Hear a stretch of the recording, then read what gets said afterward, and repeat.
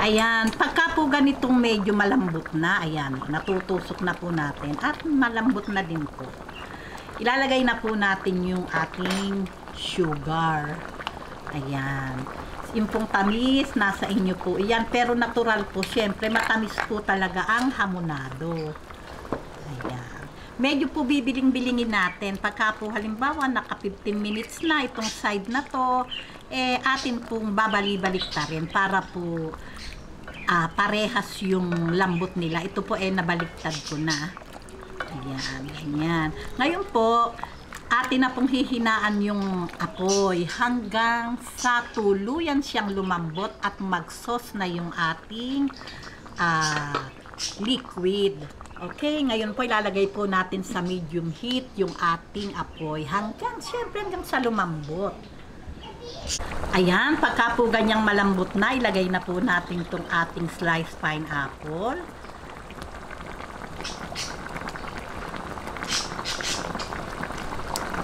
Ayan. Ngayon po, babalik po tayo mga 10 minutes ay okay na po ito. Okay, balik po tayo uli after 10 minutes. Ayan, pagka po ganito, nakita nyo naman po yung sauce, talagang malapot na po. Okay na po ito at malambot na din po, tingnan nyo. Okay, patayin na po natin itong ating apoy at ready na po ito para sa ating pananghalian. Okay, ngayon, slice na po natin. Ayan, kaganda-ganda naman talaga. Ayan, kalambot. Diba?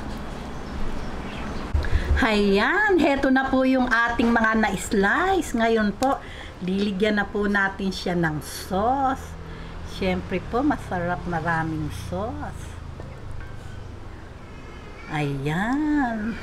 Talaga naman pong sauce pa lang ay ulam na talaga.